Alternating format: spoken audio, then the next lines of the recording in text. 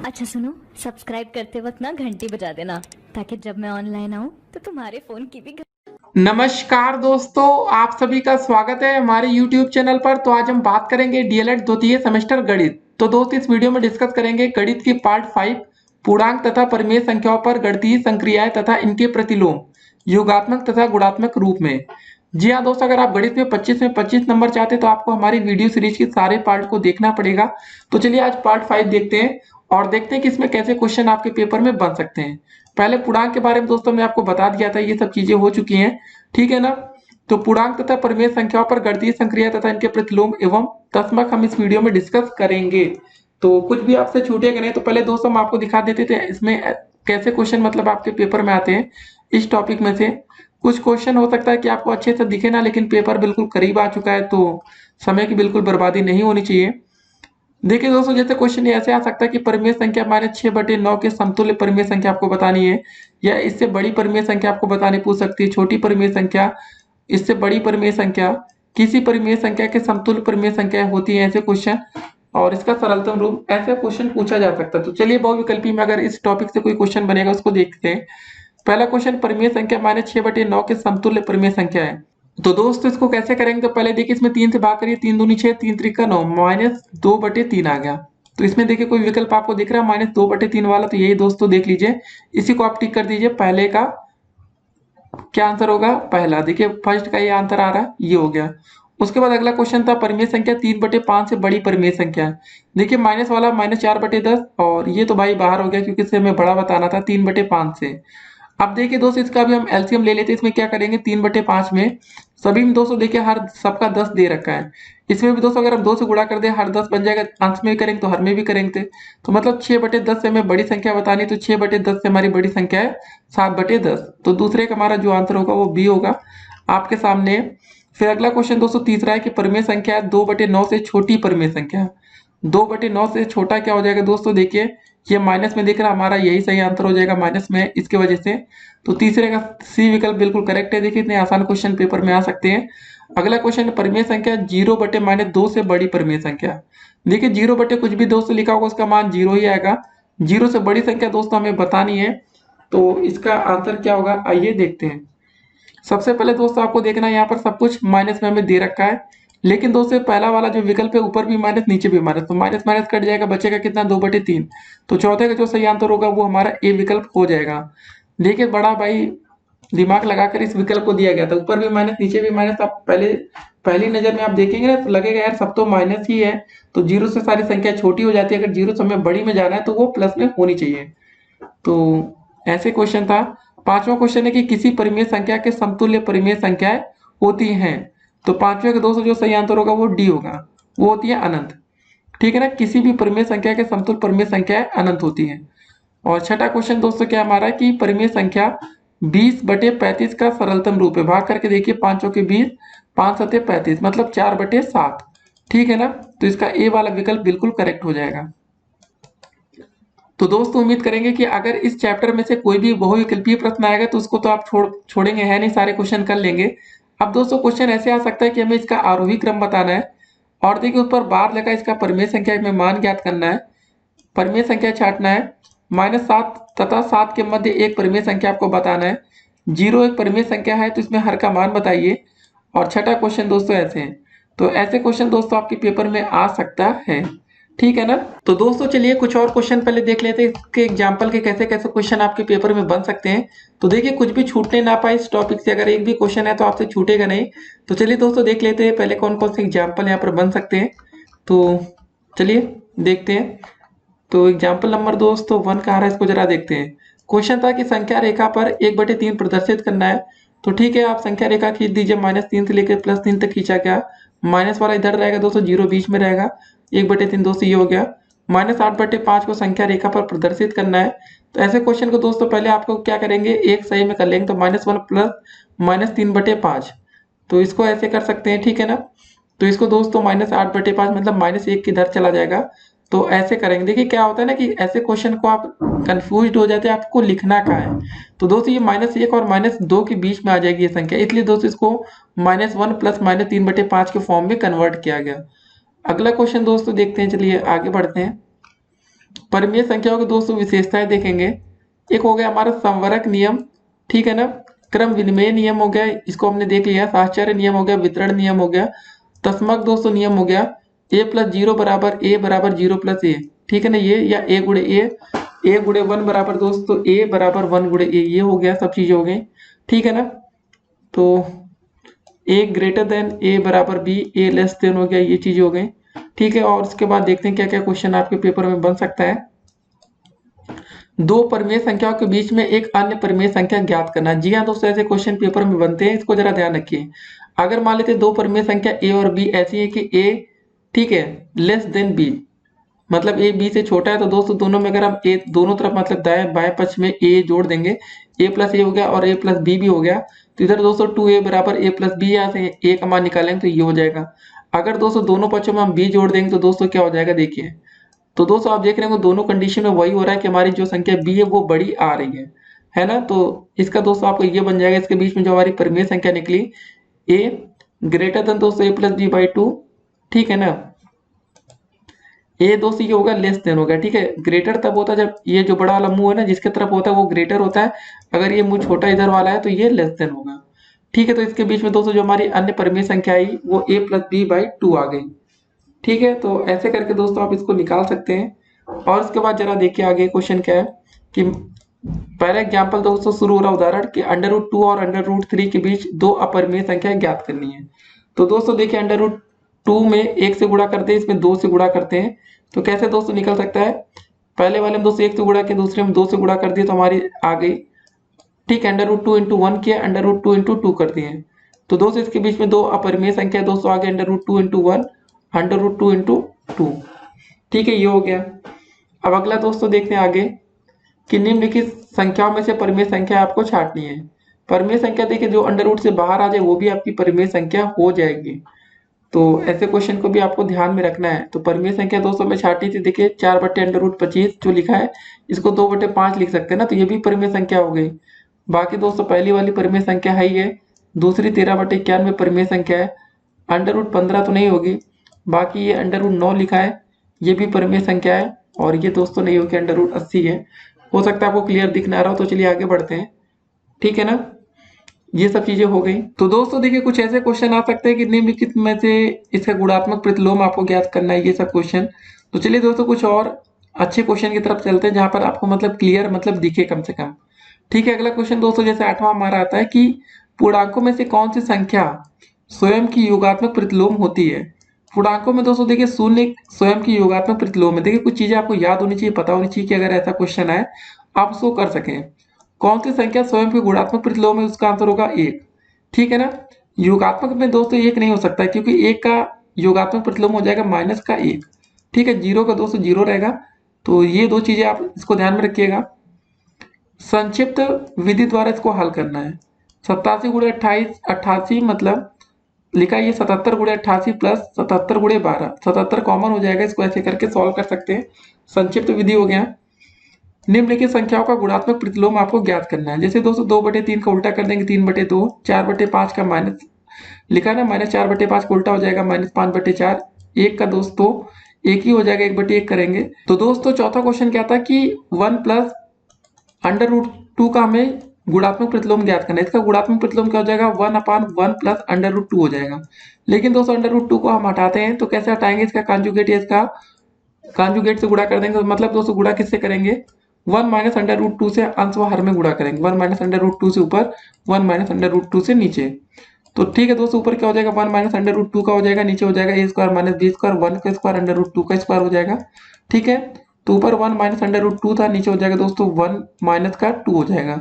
घटेगा दोस्तों क्या हो जाएगा 1 माइनस अंडर रूट 2 बटे माइनस 1 आ जाएगा, माइनस 1 दोस्तों बाहर रहेगा तो ये हो जाएगा माइनस का 1 माइनस अंडर रूट 2, माइनस का गुणा अंदर कर दीजिए हो जाएगा अंडर रूट 2 माइनस 1। यही पर दोस्तों हमारा यही आंसर लिखा है, ठीक है। योग और गुणा के नियमों की सहायता से इसको सरल करना है, ठीक है। गुणा योग करना है, ये सब चलिए करना है। गुणा भाग दोस्तों उम्मीद करेंगे आप लोग कर लेंगे, ठीक है। 13 से 13 दोस्तों कट गया, 12 से 12 कट गया, यहाँ बचा एक, तो ये हो गया 3/8 हो गया। तो बिल्कुल आसान आसान क्वेश्चन है दोस्तों जोड़ घटाने वाले, इसको आप सॉल्व कर सकते हैं। वितरण नियम द्वारा आपको जांच करके बताना है कि ये सही है कि गलत है, ठीक है ना, सत्य असत्य आपको बताना है। ये सब चीजें हो गई दोस्तों भाज्य और अभाज्य संख्या वितरण नियम। अगर आप जानना चाहते हो तो हमारी पार्ट की कुछ और वीडियोस पहले की आपको देखना पड़ेगा, उससे आप इसको सीख पाएंगे। भाज्य और अभाज्य संख्याएं जरा देखते हैं। भाज्य संख्या दोस्तों परिभाषा देखिए कि उन पूर्ण संख्याओं को भाज्य संख्या कहते हैं जिनके स्वयं तथा एक के अतिरिक्त और भी गुणनखंड होते हैं। देखिए दोस्तों, जो सबसे छोटी हमारी भाज्य संख्या होती है वो होती है हमारी 4। 4 दोस्तों 1 से कट जाएगी, 2 से कटेगी और 4 से भी कटेगी। बाकी दोस्तों 1 जो होती है वो ना तो भाज्य संख्या है ना तो अभाज्य संख्या। ठीक है, 1 को लेकर बच्चे काफी कंफ्यूजन में होते हैं, तो ये भाज्य संख्या नहीं है। 2 क्या है दोस्तों, ये अभाज्य संख्या। 3 भी आपकी अभाज्य संख्या है, इसको भी जरा आप ध्यान में रखिएगा। काफी बच्चों को लगता है कि 2 हमारी भाज्य संख्या है। ठीक है, यहाँ पर गलतियां होती है। अभाज्य संख्या दोस्तों वो संख्या होती है, याद रखिएगा, अभाज्य संख्या वे संख्या होती है जो दोस्तों खुद से कटे और 1 से कटे। ठीक है, अब दोस्तों हमारी 1 है ना, ये 1 से तो कटती है लेकिन एक ही संख्या से कट रही है ना, कम से कम दोस्तों ये अभाज्य संख्या 2 संख्याओं से कटनी चाहिए, इसको भी जरा ध्यान में रखिएगा। अब दोस्तों बात आती है सहअभाज्य संख्या किसको कहते हैं। वे संख्या है जिनमें 1 के अतिरिक्त कोई भी उभयनिष्ठ गुणनखंड ना हो, उसको सहअभाज्य संख्या कहते हैं। जैसे 9 और 16 सहअभाज्य संख्या हैं। इसमें देखिए क्या होता है, उभयनिष्ठ गुणनखंड। अब ये दोस्तों 9 को हम क्या लिख सकते हैं, जरा देखिए 3 गुणे 3 गुणे 3, 3 त्रिक का 9 हो गया, गुणे 1 कर सकते हैं, गुणे 9 कर सकते हैं। 16 को दोस्तों हम लिख सकते हैं 2 गुणे 2 गुणे 2, 2 दूनी 4 दूनी 8 दूनी 16 गुणे 1 कर देंगे तो ये हो गया फैक्टर हमारा 9 का। दोस्तों ये फैक्टर यहाँ से 9 को जरा हम हटाएंगे भाई, नहीं तो 9 को गुणा करेंगे तो ज्यादा हो जाएगा ना। ऐसे करके तो दोस्तों दोनों में हमारा जो कॉमन मिल रहा है, इधर भी 1 मिल रहा है इधर भी 1 मिल रहा है, तो मतलब दोस्तों इसमें क्या था कि इसका उभयनिष्ठ गुणनखंड हमारा क्या होना चाहिए, 1 होना चाहिए और कुछ ना हो। सम संख्या दोस्तों पता है, जो 2 से मतलब वे संख्या जिसमें 2 से पूरी तरह से विभाजित होती है वो सम संख्या होती है। ठीक है ना, तो सम संख्याओं में इकाई के स्थान पर दोस्तों 0 होना चाहिए, 2 4 6 8 ये सब हो सकता है। विषम संख्या दोस्तों जो 2 से जिसमें भाग नहीं जाता वो विषम संख्या कहलाती है। विषम संख्याओं का इकाई का अंक होता है 1 3 5 7 9 और ये सब चीजें होगी दोस्तों। सम विषम संख्या हमने देख लिया। अब जरा देखिए 2 से जो विभाज्य होंगे 3 से विभाज्य होंगे उसकी पहचान क्या, इसको भी जरा आप ध्यान में रखिएगा। ऐसे क्वेश्चन कभी कभी पेपर में आते हैं। जो संख्या 2 से भाग जाएगा दोस्तों उसके इकाई का जो अंक होगा, जो शुरुआत का होगा ना इकाई में, जैसे क्या हो गया 12 लिखा है, 12 में इकाई का अंक दोस्तों हमारा 2 हो गया। ठीक है, तो इसमें इकाई का अंक दोस्तों जो होता है वो 2 होगा, 4 होगा, 6 8 या 0 होगा। 3 से विभाज्य संख्या देखिए क्या होगा, यदि संख्या के सभी अंकों का योग 3 से भाग जाता है, जैसे 573 में 5 + 7 + 3 सबको जोड़िए, 5 7 12 हो गया, 3 15। अगर 15 में 3 का भाग चला गया तो ये 3 से कट जाएगी, तो सभी में दोस्तों 3 से भाग हो, इसको आप ऐसे चेक कर पाएंगे। अगर दोस्तों बारी आती है 4 से बाई संख्या कटेगी या नहीं, इसको कैसे चेक करेंगे, तो यदि संख्या की इकाई व दहाई के अंकों से बनी संख्या 4 से विभाज्य होनी चाहिए। मतलब दोस्तों अगर 124 लिखा है तो अगर इकाई और दहाई अगर इसमें 4 से भाग करिए, 4 6 24, 4 से कट रहा तो पूरी संख्या ये 4 से कट जाएगी। अब बारी आती है 5 से संख्या, देखिए इसमें इकाई का अंक 0 या 5 होना चाहिए। अगर दोस्तों जैसे 150 लिखा है, ठीक है ना, तो इसका मतलब दोस्तों आप समझ सकते हैं 150 हमारी इधर लिखते हैं, ये दोस्तों इसमें 0 होना चाहिए। 155 ऐसे लिखा तो ये 5 से भाग जाएगा, लेकिन अगर दोस्तों 149 लिखा तो इसका मतलब इसमें 5 से भाग नहीं जाएगा। 6 से भाग दोस्तों कब जाएगा, यदि संख्या 2 तथा 3 से अलग अलग विभाज्य हो।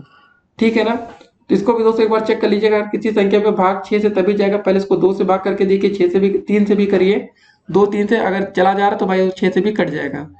8 से विभाज्य में क्या है, यदि दोस्तों संख्या की इकाई दहाई व सैकड़े के अंकों से बनी संख्या 8 से विभाज्य हो। ठीक है, अगर दोस्तों बहुत बड़ी संख्या लिखी 1 2 3 4 5 6 7 बहुत बड़ी संख्या, तो मतलब इकाई दहाई सैकड़ा, ये 3 अंकों को 208 से भाग करके देखिए, अगर 8 से जा रहा है तो पूरी संख्या 8 से कट जाएगी।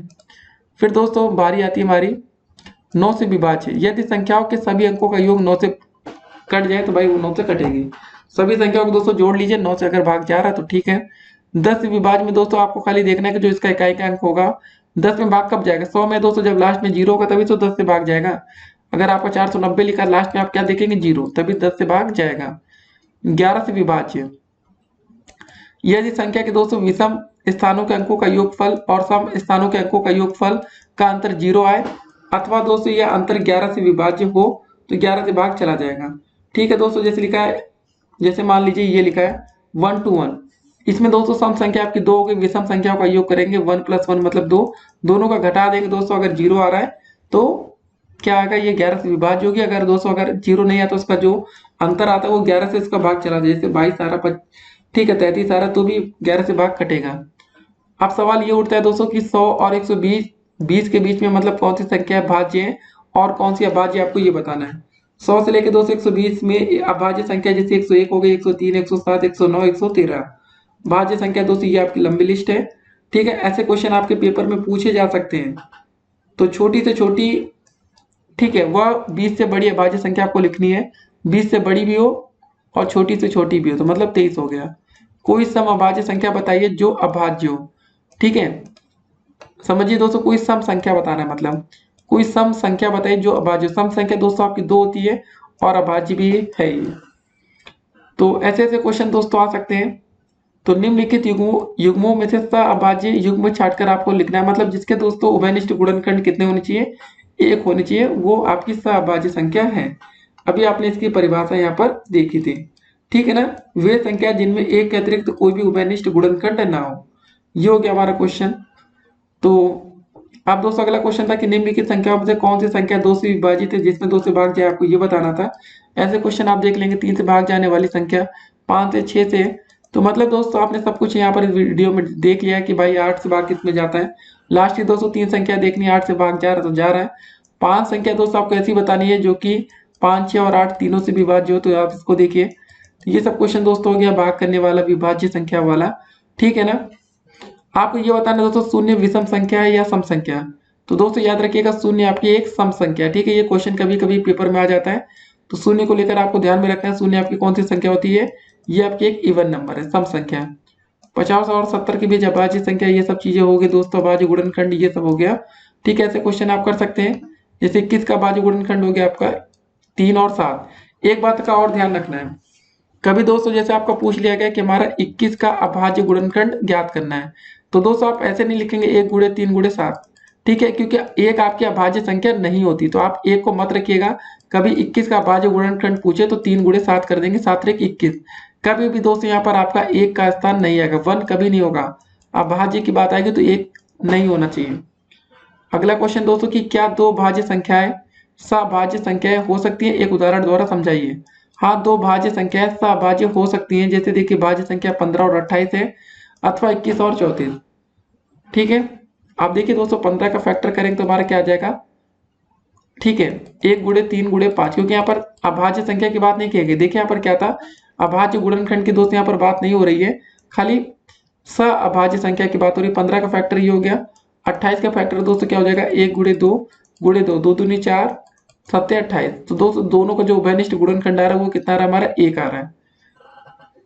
अगला क्वेश्चन है दोस्तों, क्या सभी अभाज्य संख्या विषम संख्याएं होती हैं? नहीं, सभी अभाज्य संख्या विषम संख्या नहीं होती। देखिए दो अभाज्य संख्या परंतु ये सम संख्या है।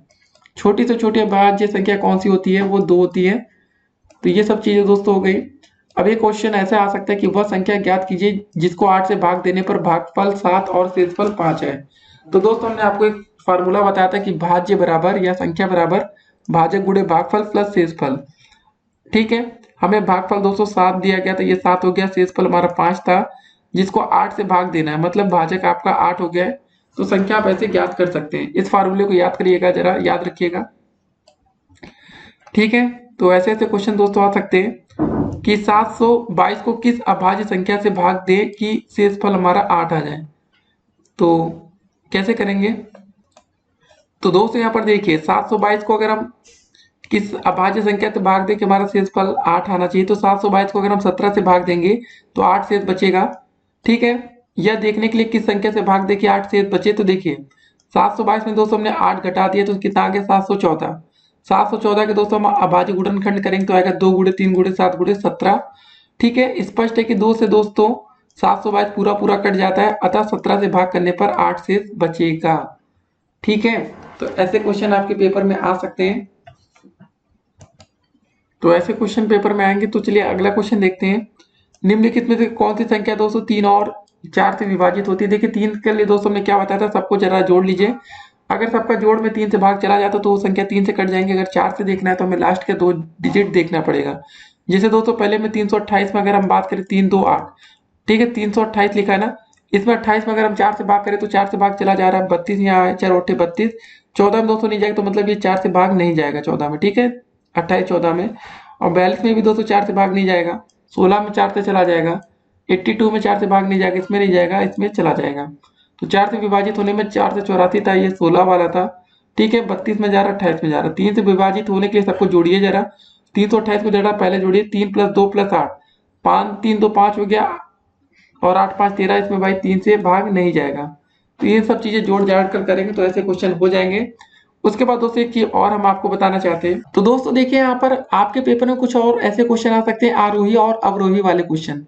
जी हाँ दोस्तों, आरोही क्या किसे कहते हैं, अवरोही किसे कहते हैं, इसको भी जरा आपको पहले हम बता दें।